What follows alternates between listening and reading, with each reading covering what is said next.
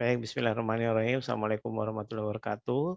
Selamat pagi, salam sejahtera bagi kita Salam semua. wabarakatuh. Wilujeng Wayahkia, Sobat Mang Oka yang berakal dan berakhlak. Hari ini Mang Oka kedatangan tamu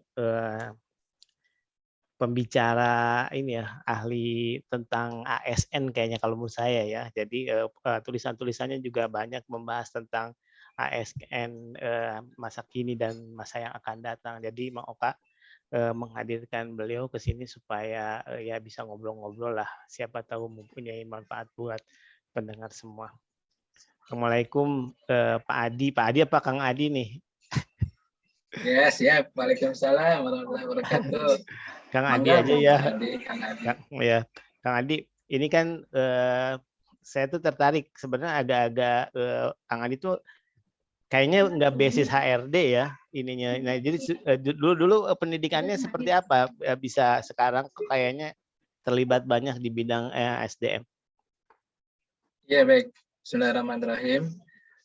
Pertama-tama kita panjatkan puji syukur ya pada Allah SWT. Salawat salam bagi Nabi Muhammad SAW. Selamat malam nih, Mang Oka ya. Iya, saya. Mang Oka, selamat malam. Terima kasih diundang dalam channel atau podcastnya Mang Oka. Mudah-mudahan pertemuan ini menjadi pertemuan yang bermanfaat. Amin. Saya pertama mungkin ingin cerita dulu tentang latar belakang ya, sebagaimana ditanyakan oleh Mang Oka barusan. Jadi background saya ini mungkin kalau dimulai dari pendidikan, saya lulus SMA tahun 87 itu diterima PMDK di ITB ya, di ITB. Waktu itu seingat saya sih baru pertama tuh dari Kabupaten Kuningan ya, tempat saya sekolah SMA yang diterima PMDK di ITB. Kemudian hanya setahun di ITB saya masuk ke jurusan fisika. Mungkin dulu senang yang susah-susah gitu ya, belajar fisika. Nah, setahun di ITB saya ikut program beasiswa ke luar negeri. Program Habibie lah dikenalnya ya. Nama programnya itu STMDP, Science and Technology Manpower Development Program. Itu program dari Pak Habibie. Saya ikutan waktu itu dari Bakosurtanal ya, Badan Koordinasi Survei dan Pemetaan Nasional. Sekarang namanya menjadi Badan Informasi Geospasial. Nah, dari situ saya dikirimnya karena mengambil bidangnya geodesi, maka dikirimlah katanya ya ke Fakultas Geodesi yang terbaik di dunia. Di antara yang terbaik di dunia. Waktu itu ada 2 negara yang dianggap terbaik, di Belanda sama di Austria. Saya ke Belanda. Jadi saya tahun 88 akhir atau 89 awal itu saya ke Belanda dan belajar geodesi ya. Sampai lulus di tahun 96 saya pulang ke Bakosurtanal.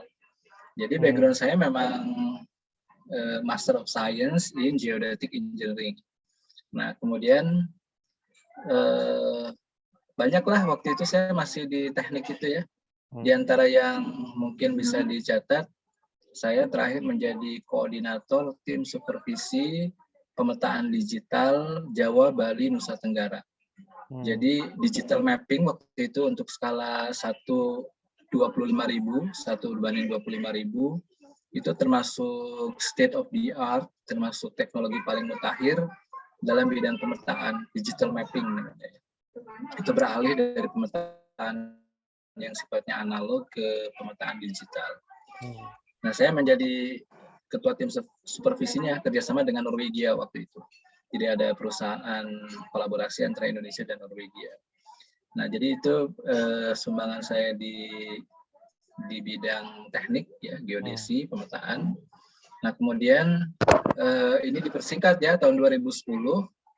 Waktu itu Kepala Bakosurtanal yang baru itu meminta saya untuk Kang, katanya, Kang Adi tolong benahin ya SDM dan organisasi. Jadi 2010 itulah pindah tuh jalur karir saya. Nah, 2010 saya diminta masuk di bagian organisasi dan kepegawaian. Nah, kemudian sempat menjadi kepala bagian SDM dan organisasi di Bakosurtanal. Dan tahun 2016 ini dengan satu proses perkenalan dengan Deputi SDM Aparatur pada saat itu Dr. Insinyur Setiawan Wangsa Atmaja, itu dokter insinyur tuh, Setiawan Wangsa Atmaja. Karena dia juga orang engineering ya, orang teknik lingkungan, tapi menjadi Deputi SDM Aparatur di Menpan. Saya 2016 gabung di Menpan. Nah, jadi kalau buat saya sih, memang ketika ada pilihan masuk saya di karir ke SDM-an, ya udah jangan tanggung-tanggung. Ke SDM-an itu di mana pusatnya? Ya pusatnya di Menpan gitu ya. Saya pindah ke Menpan, kemudian 4 tahun saya di Menpan, akhir tahun 2020, pertengahan Desember, setelah mulai proses seleksi terbuka, saya sekarang tugas di Bandung. Jadi gitu kira-kira Kak. Ya, di Bandung siap. Saya diamanahi sebagai Kepala Badan Kepegawaian dan Pengembangan SDM Pemerintah Kota Bandung. Ya berarti ini ya apa namanya sumber awalnya tuh dari trust-nya pimpinan ya, bahwa oh kayaknya Kang Adi cocok bisa untuk apa namanya membahas mengelola terkait dengan SDM ya di Bakor Student Tutanal tadi ya. Awalnya dari situ ya. Kalau itu mengadjustnya gimana Kang Adi? Soalnya kadang-kadang kalau saya tuh agak-agak apa sih namanya kurang pede ya. Misalnya kayak terlalu, padahal juga di keilmuan saya juga nggak terlalu spesial, tapi kalau nyebrang ke ilmu lain tuh kayaknya itu bukan ilmu saya gitu. Itu gimana cara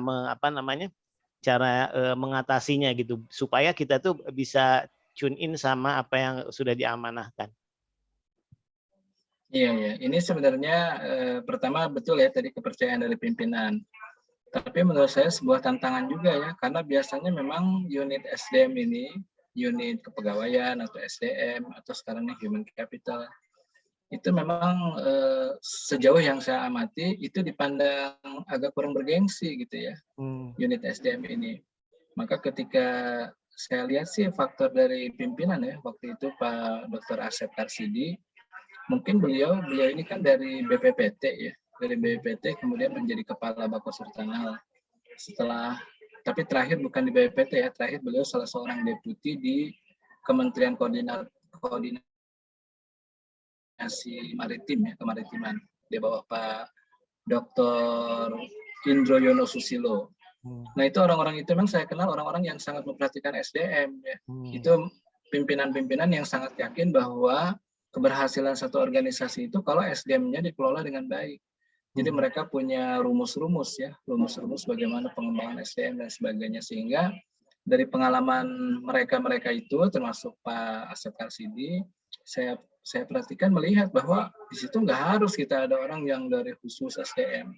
Justru mungkin pengalaman dari beliau ketika ada orang teknik yang juga kelihatannya punya bakat di SDM-an itu malah lebih bagus. Dan yang saya rasakan juga memang ketika saya duduk di bagian SDM organisasi, itu jadi komunikasi dengan teman-teman teknik itu jadi lebih nyambung gitu ya. Dan teman-teman teknik juga ya bisa dibilang respect lah mereka ya. Mereka respect dengan bagaimana pengembangan SDM itu betul-betul mendukung tujuan-tujuan strategis organisasi, lebih nyambung gitu ya.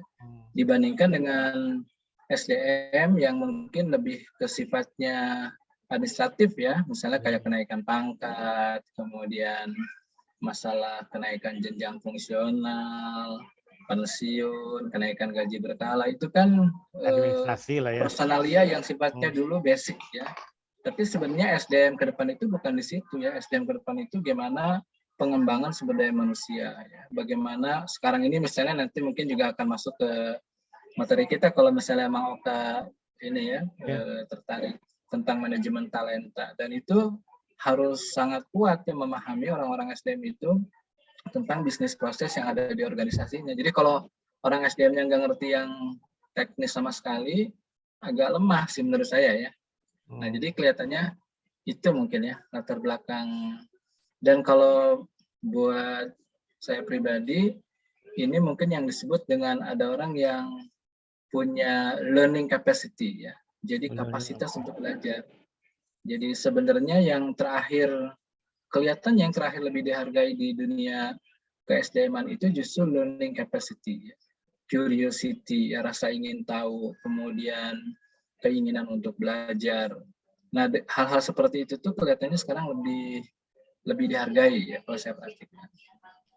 Ya, kalau perkembangan sekarang juga kalau saya merasa ya sebenarnya menjadi pegawai negeri itu lebih enak ya dalam artian kayak ada IKU, ada JPM ya, ada soal kompetensi di mana kita itu how to do-nya itu jadi tahu ya lebih lebih paham. Kalau menurut Kang Adi ini kedepannya bakalan ada penyempurnaan atau sebenarnya ini yang sekarang tuh yang kayak terutama yang JPM ya, yang apa yang soft kompetensi itu udah kayak final. Iya, jadi saya terakhir yang sering saya sharing ke teman-teman di berbagai seminar itu yang disebut dengan the top 10 skills, the top 10 skills of 2025. Jadi ini ada satu studi dari World Economic Forum, ya, Forum Ekonomi Dunia, dan mereka memprediksi apa saja kompetensi atau keterampilan-keterampilan yang paling dibutuhkan para pegawai pada tahun 2025. Dan itu kalau kita perhatikan, kebanyakannya itu memang ya dari 10 itu kebanyakannya itu berbicara tentang kapasitas. Ya. Jadi misalnya tentang berpikir kritis, berpikir analitis, problem solving, ya, memecahkan masalah, kemudian hal-hal yang sifatnya seperti itu. Itu yang paling banyak itu. Nah, kemudian setelah itu ada juga learning, ya, learning capability, kemampuan untuk belajar. Baru kemudian ada juga yang sifatnya itu teknis, ya, dia kemampuan IT-nya juga harus punya dan sebagainya. Selain yang lainnya juga memang mungkin di era sekarang ada namanya itu stress management, ya, stress management. Bagaimana kita memanage stress. Jadi nggak gampang down gitu ya, kalau menghadapi permasalahan dia bisa punya kekuatan. Nah, itu yang disebut sebagai top 10 skills oleh World Economic Forum. Nah, saya pikir memang ke depan juga para ASN ini harus punya kemampuan seperti itu. Analytical thinking, critical thinking. Saya kok ngelihat ya, mohon maaf ya, saya melihat kalau banyak permasalahan di pelayanan publik ya, ada satu lokasi itu selalu banjir, selalu jalannya rusak. Kan pasti sebenarnya kalau orang berpikir kritis, berpikir analitis, pasti dia mencari akar masalah kan. Jadi bukan, itu ntar jalannya rusak, banjir, ya udah betulin lagi jalannya. Tapi nggak ada perubahan yang mendasar. Ada apa nih? Oh, ternyata setelah dipikir-pikir secara analisis segala macam, oh ternyata karena di situ gorong-gorong nggak bagus gitu ya. Kalau gitu arahkan ke perbaikan yang mendasar itu supaya nggak jadi kerja tahunan gitu. Ini kayak, oh itu udah kerja tahunan, ntar benerin lagi jalan itu, benerin lagi jalan itu. Nah ini menurut saya akarnya itu dari analytical thinking atau critical thinking, berpikir kritis. Kemudian problem solving, ya, ingin memecahkan masalah. Nah ini menurut saya keunggulan-keunggulan di teman-teman ASN itu akan ditentukan dari hal ini, menurut saya ya. Berarti kemungkinan yang soft kompetensi yang 8 itu bakalan dikembangkan juga ya sesuai dengan yang 10 tadi kebutuhan tadi kali ya. Kalau yang maksudnya yang kompetensi manajerial kali ya? Iya, betul. Betul, manajemen sosial kan kalau saya pribadi ya Pak di Kementerian Keuangan juga dulu kan sudah ada ya JPM itu, tapi banyak dulu tuh ada 33, 23. Sekarang tuh sebenarnya lebih simpel ya. Karena kan semua bermuara di Kemenpan. Mungkin juga itu hasil karya Kang Adi ya, salah satu hasil karya Kang Adi untuk apa namanya mengekstrak gitu. Sebenarnya soft kompetensi manajerial yang seperti apa sih yang dibutuhkan di ini. Jadi itu kemungkinan bakalan ada penyesuaian kali ya. Kayak tadi kan kalau iya, menurut saya nanti ke depan ini memang nanti kelihatan di lingkungan ASN ini proses human capital development ya, pengembangan SDM ini lebih fokus ya. Jadi tadi kan Mang Oka bilang ya tentang JPM ya. Ini kan job to person matching ya. Jadi antara job ini berarti kompetensi atau karakteristik yang diinginkan pegawai seperti apa, itu person ya. Personnya ini posisinya gimana. Jadi ada gap atau tidak. Makanya nanti istilah JPM ini kaitannya memang dengan pengembangan sumber daya manusia ya, dikembangkannya seperti apa.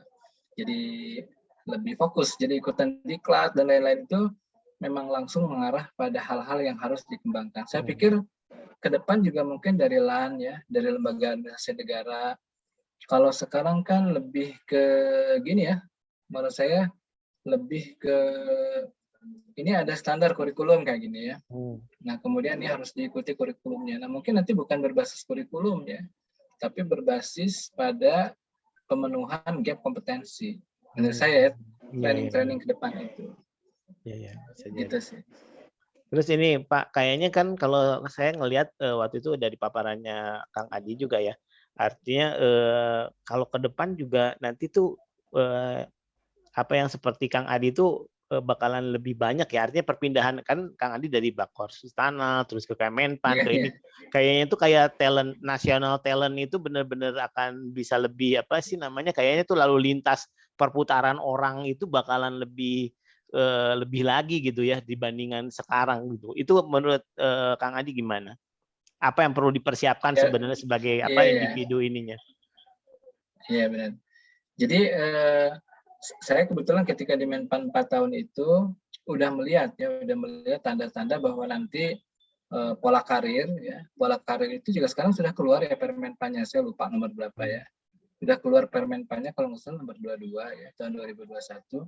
Itu tentang pola karir PNS. Nah, di dalam konten dari pengaturan ini, pola karir itu ada di instansi, ada juga nasional. Nah, jadi yang tadi disebutkan sama Mang Oka itu memang ke depan lebih dibuka ya. Ada ASN dari pusat itu bisa berkarir ke daerah ya, ke provinsi, kabupaten kota. Sebaliknya dari provinsi, kabupaten kota juga itu akan sangat terbuka dia menjadi berkarir di pusat. Nah, sebenarnya embrionya udah mulai terasa kan dengan dibukanya open bidding ya, seleksi terbuka dan objektif di kementerian lembaga, itu kan banyak ya talenta-talenta dari daerah, dari provinsi, kabupaten kota, yang mereka bisa tembus ya menjadi pejabat-pejabat di pusat. Nah, memang yang agak jarang itu mungkin yang dari pusat terus ke daerah ya. Biasanya kalau dari pusat ke daerah ini langsung untuk yang posisi-posisi kunci ya, misalnya kayak seperti menjadi apa namanya, menjadi sekda provinsi atau sekda di kabupaten kota. Mungkin ada tuh ya yang istilahnya turun gunung lah gitu ya, tadinya di pusat turun ke daerah. Tapi ya mungkin seperti saya pun termasuk model ya, satu model tadinya di Kemenpan turun, tapi memang turunnya itu ke instansi yang di daerahnya memang linier ya dengan karir yang di pusat itu. Seperti saya dari Kemenpan di Kota Bandung ini sekarang di BKPSDM, yaitu kan linier ya dari tugasnya.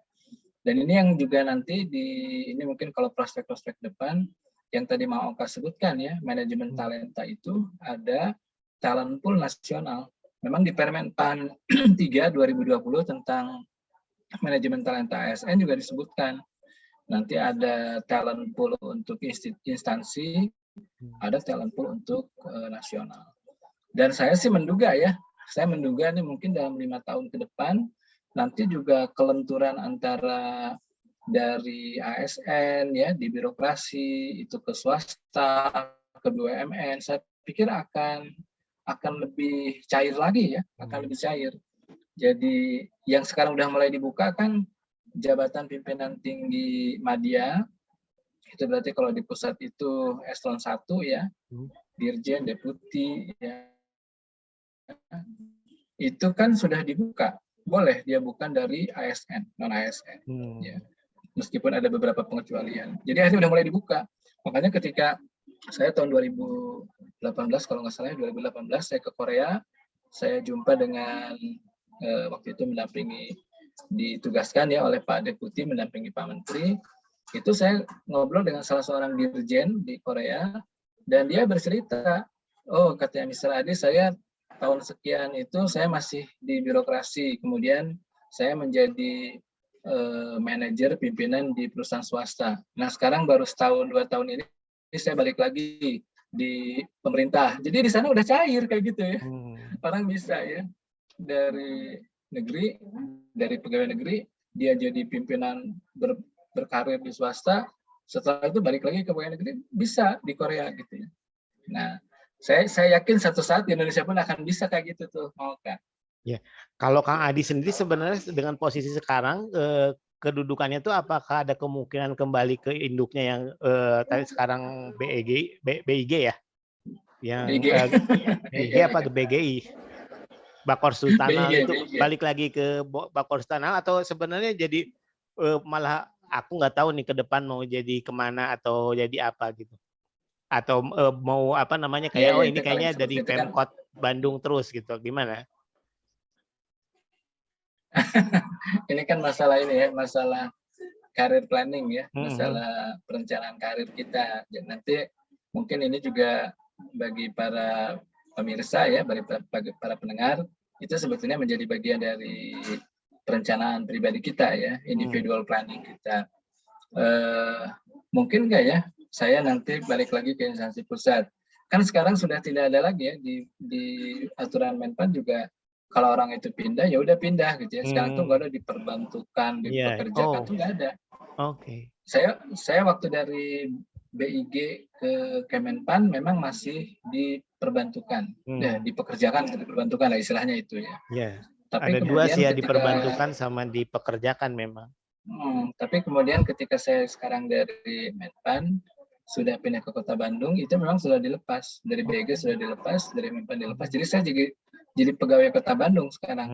Statusnya bukan DPK atau diperbantukan ya. Nah, kira-kira nanti bakal karir ke depan gimana ya, walau alam ya. Saya juga nggak tahu. Tapi secara ini berarti apa secara struktur sekarang tuh sudah melekat ke Kota Bandung ya? Sudah Kota Bandung. Jadi Ya. saya udah pegawai Kota Bandung ya. Jadi bukan pegawai pusat. Kira-kira gitu ya. Saya bercanda sih kemarin ya, ada beberapa teman juga di Menpan, di mana gitu ya. Gimana nih kira-kira mau balik lagi enggak ke Kemenpan? Bercanda saya ya. Wah, Menpannya kantornya nggak di Jakarta sih, nanti di Kalimantan. Saya bilang, saya di Bandung aja. Ya, itu juga bakalan seru kayaknya kalau pindah ke Kalimantan itu. Saya yakin juga nanti orang-orangnya itu juga bakalan dipilih kan. Ada juga yang malah mungkin milih, maksudnya milih nggak ke bawah gitu kan. Saya lebih baik nggak ke bawah deh gitu kan. Gitu. Jadi mungkin bakalan ada banyak peluang-peluang juga ya untuk ada di IKN baru itu. Iya, ya menurut saya nanti IKN ini memang kalau nanti programnya ini tentu dari Pak Presiden ya sudah mencanangkan, kemudian bahkan undang-undangnya juga sudah keluar ya, undang-undang sudah keluar yang memandu itu. Saya waktu di Kemenpan juga sedikit banyak lah pernah ikut ya, karena memang di Kemenpan CQ Deputi SDM Aparatur itu kan menjadi penanggung jawab ya Pokja untuk nanti pengalihan ASN dari pusat kota di Jakarta ke ibu kota baru tersebut. Memang waktu itu saya belum baca ya undang-undang yang terakhir atau kalau udah ada turunannya, tapi saya ingat itu usia dibatasi ya. Jadi waktu itu ya, saya nggak tahu sekarang seperti apa jadinya aturannya. Waktu itu misalnya batas usianya 45 tahun ya. Jadi kalau yang udah lewat dari 45 tahun itu tidak diikutkan. Cuma waktu itu saya belum sampai ya, kalau misalnya tidak pindah ke sana apa opsinya, apakah opsinya pensiun dini atau opsinya dia dialihkan ke daerah-daerah sekitar dan sebagainya, itu saya nggak ikut lagi. Jadi gitu, maka memang dipilih, dan menurut saya aja yang nanti bekerja di ibu kota negara baru juga memang harus seorang pilihan dan harus yakin betul ya. Saya sih malah karena dulu pernah ngelihat ininya ya, desain kotanya seperti apa, bahwa di kota itu tuh bukan kota untuk para pemobil atau pemotor, tapi orang yang pejalan kaki. Nanti ada wilayah-wilayah tuh memang sangat eco-friendly lah ya. tertantang, bisa ditempuh dengan jalan kaki. Kalau buat saya sih menarik gitu ya, wah ini menarik banget nih. Jadi saya langsung ngebayanginnya, kalau saya ngebayanginnya karena pernah ke DC ya, Washington DC, mungkin kayak di Washington DC gitu ya. Jadi jarang gitu mobil lalu lalang itu jarang gitu ya. Lebih banyaknya orang seliweran itu jalan kaki. Gitu ya. Kayak gitu sih mau kayak ya. Nah ini nih, mungkin juga tantangan bagi orang yang tadi kan karena diperlukan usia muda ya, bagi yang ini. Ini sebenarnya apa sih kiat kita ya, bukan kita lah, kiat orang yang kayak saya lah ya, udah 50 gini ya, tetap bersemangat nih apa namanya, menjelang usia akhir ini. Apa kiatnya, Pak? Iya, iya. Yang pertama menurut saya, dari kita itu memang harus punya namanya career planning ya. Hmm. Jadi masing-masing dari kita itu harus punya career planning dan berhitung ya. Misalnya saya sekarang di posisi apa nih? Apakah di posisi fungsional atau di posisi struktural ya. Kalau yang struktural misalnya sekarang di posisi administrator atau eselon 3. Jadi kita harus berhitung ya, kira-kira berapa lama lagi nih saya mau coba berusaha untuk masuk ke eselon 2 ya, untuk ke JPT Pratama. Nah, ini menurut saya harus ada dalam kalkulasi pribadi. Nah, kalau yang di fungsional juga sama ya. Mungkin yang sekarang ahli muda, kapan saya akan masuk ke ahli madya? Yang ahli madya kapan saya menjadi ahli utama? Nah, itu bayangan-bayangan karir seperti itu harus ada di kita. Ini saya mengingat ada satu habits dari Stephen Covey ya. Di Seven Habits itu, ketika beliau bicara tentang begin with the end in mind. Begin with the end in mind. Jadi kita memulai dari yang akhir di benak kita. Itu salah satunya Covey itu mengatakan bahwa segala macam yang terjadi, ya, creation dari manusia ini, itu creation itu ada twice, katanya 2 kali. Ya. Creation yang pertama itu di benaknya, dan creation yang kedua itu baru di alam nyata. Nah, makanya kita lihat misalnya ada seorang yang arsitektur ya atau landscape arsitektur, itu kan membayangkan dulu di benaknya. Ini kira-kira bagaimana? Ini. Ada salah satu iklan di TV itu saya ingat ada seorang desainer arsitektur itu, dia melihat ada kura-kura jalan melihat pantai. Bagus ya kayaknya ini bentuk kura-kura ini dengan pantai, dengan laut itu kayaknya jadi harmoni. Maka dia bentuk tiba-tiba gedung yang bentuk itu kayak kura-kura gitu ya. Nah, jadi itu yang disebut dengan bahwa creation itu di alam ini ada twice, ada 2 kali. Nah, makanya termasuk dalam karir kita juga gitu. Ini saya bayangkan. Nah, tentu di saya juga ada sih bayangan, misalnya apa nih bayangannya, milestone-nya. Kan kalau di perhelatan nasional, milestone ini misalnya 2024. Ya. Apalagi 2024, 2025 ini kan di RPJP itu jadi tahun juga ya. Nanti mulai 2026 ini akan RPJP yang baru lagi. RPJP-nya ini menurut saya sangat ini ya, sangat penting karena RPJP yang berikutnya ini bayangan saya akan masuk ke 2045. Iya, 100 tahun kemerdekaan. Nah, kalau buat yang saya juga sama nih mau kayak saya di usia 53 tahun, jelang 54 tahun.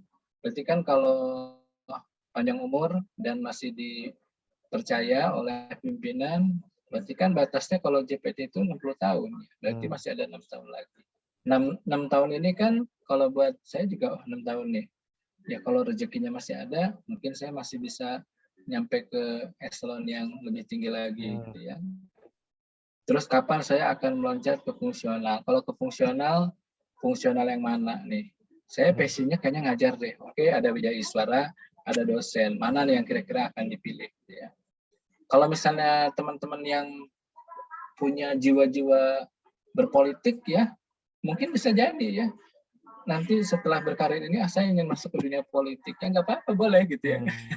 Asal selama jadi ASN jangan berpolitik, ya nggak boleh gitu. Kalau selama menjadi ASN ini ada aturannya. Ya. Nah, jadi berbagai kemungkinan itu menurut saya harus juga kita pernah ya memikirkan. Gitu ya. Gitu kira-kira ya. Oke. Siap.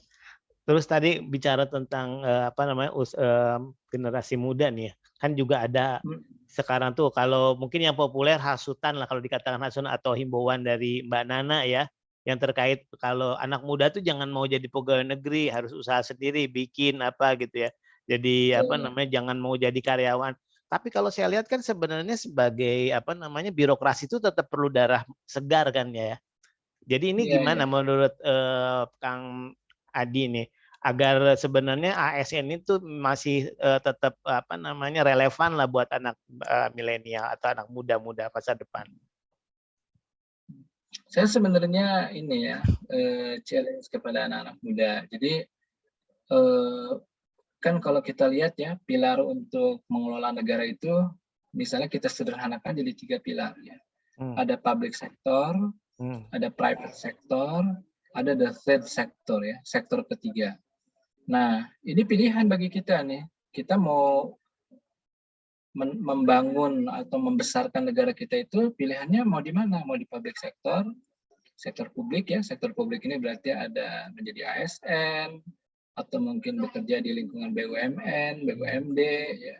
Kemudian juga bisa di legislatif ya, lewat DPRD, DPR ya. hmm, Dan kemudian juga ada lembaga-lembaga negara yang lain ya, seperti BPK, kemudian ada Mahkamah Yudisial ya, kemudian Mahkamah Konstitusi, kan banyak. Nah, ini disebut dengan public sector.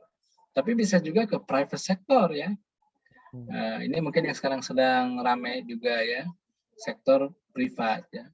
Kemudian ada di sektor ketiga. Ini masing-masing punya punya tujuan-tujuan, punya karakteristik berbeda. Kalau public sector ini kan pasti public services. Ya. Jadi orang-orang yang punya jiwa pelayanan. Ya. Mereka ingin memberikan pelayanan kepada publik. Ya.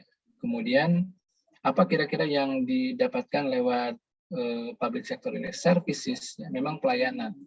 Nah, jadi kalau yang jiwanya itu jiwa lebih ke saya pengen memperbanyak harta dan sebagainya, itu adanya di private ya, private sector. hmm, Karena memang private sector ini benar-benar yang dikejarnya itu adalah keuntungan, keuntungan, keuntungan, keuntungan gitu ya. hmm, Kemudian ada sektor ketiga, ini mungkin yang orang menyebutkan non-government organization atau kita dikenal lembaga swadaya masyarakat. Ini kan lebih ke benefits ya. Benefits itu tidak sampai kepada keuntungan ya, profit, tapi ada benefit ya. Nah, masalahnya di negara kayak di Indonesia, ini kelihatannya memang masih agak timpang ya. Walaupun di negara-negara yang udah maju juga kalau mau benar-benar kaya itu kan di private ya, private hmm. sector. Nah, nanti yang salah-salah ini ada orang yang masuk ke public sector pengen kaya raya gitu ya. Kaya rayanya pengen kaya orang swasta, salah gitu ya. Hmm, Kalau untuk di Indonesia nggak bisa gitu ya. Ya kalaupun bisa begitu mohon maaf ya mungkin korupsi gitu ya. Jadi nggak jelas dia ngambil uangnya hmm, dari mana. Karena menjadi orang-orang di public sector kan udah terdefinisi ya, gajinya hmm, segini, ya tunjangannya segini gitu ya. Jadi udah terdefinisi. Kalau buat orang private sector kan terserah dia ya, kalau dia bisa kapitalisasi modal dengan besar, dia bisa cepat jadi kayanya. Ya, kalau jadi orang-orang di public sector kan mapan lah, bukan kaya ya. Mapan itu ya hmm, mungkin mau tahu ya, mungkin usianya sudah 50-an gitu ya. hmm, Paling cepat 45 tahun lah dia mulai mapan ya.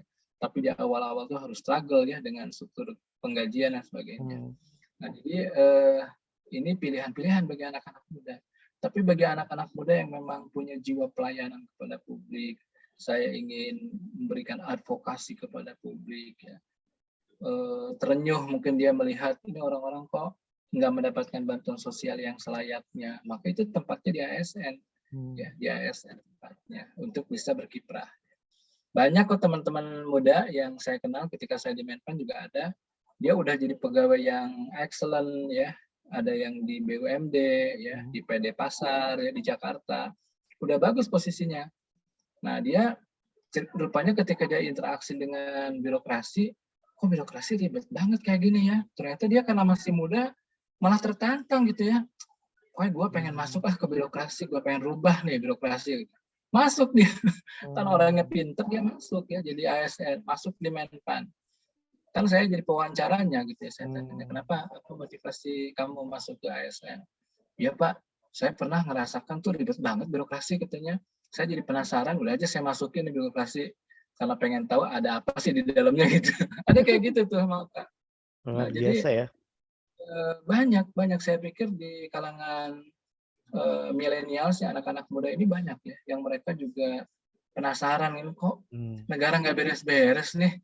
Gimana sih cara ngeberesinnya? Ya silahkan, mari kita bangun ya, kita perbaiki birokrasi kita ya. Meskipun tentu dari beberapa periode ini misalnya ada reformasi birokrasi, bagaimana kita reformasi pada pelayanan publik. Ini sudah menampakkan hasil-hasilnya ya. Kalau saya yang sudah lewat dari 30 tahun ya di birokrasi, udah dapat Satya Lancana Karya Satya 30 tahun ya. Jadi saya melihat perkembangan ini ada di birokrasi. Jadi challenging. Dan kemudian yang kedua juga kayaknya sekarang kalau masuk ke dunia ASN, apalagi ke lingkungan-lingkungan yang sudah bagus ya manajemen ASN-nya, kayaknya nggak parah gitu ya. Jadi udah bagus lah gitu ya. Ininya juga apanya benefits yang didapatkan, gaji, tunjangan juga udah bersaing dengan swasta. Kira-kira gitu ya, Mau Kak. Ya, jadi nggak perlu khawatir. Mungkin ini pertanyaan terakhir ya, terkait sama tadi mungkin ada hubungannya sama ini ya. Sebenarnya kalau tadi dia tuh punya jiwa kerelawanan, tapi juga dia mengharapkan apa sih namanya kayak tambahan itu kalau dia berada di dua tempat itu kayak dia ASN terus pengusaha itu menurut Kang Adi kumaha? Nah, iya, ya, itu memang ada dalam kode etik jadinya ya. Dalam Hmm. kode etik. Jadi ketika kita sudah menjadi ASN, maka tentu kita tidak boleh punya usaha-usaha yang itu terkait langsung dengan bidang tugas kita. Ya. Jadi misalnya ada seorang dia kerjanya di dinas yang mengurusi tentang infrastruktur ya, PU atau misalnya jalan gitu ya. Terus dia di luar punya perusahaannya itu perusahaan kontraktor jalan misalnya gitu ya. Itu nggak boleh, dalam aturan kode etiknya itu tidak dibolehkan karena nanti akan ada benturan Konflik of kepentingan ya, interest ya. interest ya. Tapi kalau misalnya gini ya, ada teman saya di BKPSDM, dia bahkan udah di posisinya itu posisi kepala bidang, lumayan gitu ya. Tapi istrinya di rumah gitu, dia senang ya dengan wirausaha. Usahanya apa? Usahanya misalnya ada produksi susu kurma ya. Kemudian dia juga enggak memasok-masokkan susu kurmanya ke kantornya gitu ya. Dia punya bidang usaha sendiri gitu ya. Dan dia tidak terganggu ya, kinerja di kantor juga enggak terganggu ya, karena di rumahnya mungkin sudah kelola, ada pegawainya, istrinya yang memang lebih banyak di domestik mengerjakan itu. Yang kayak gitu kan halal ya, boleh gitu ya. Tidak ada konflik of interest dan sebagainya ya. Nah, jadi itu dibolehkan ya, apalagi kalau misalnya usaha-usahanya itu yang berupa passive income ya.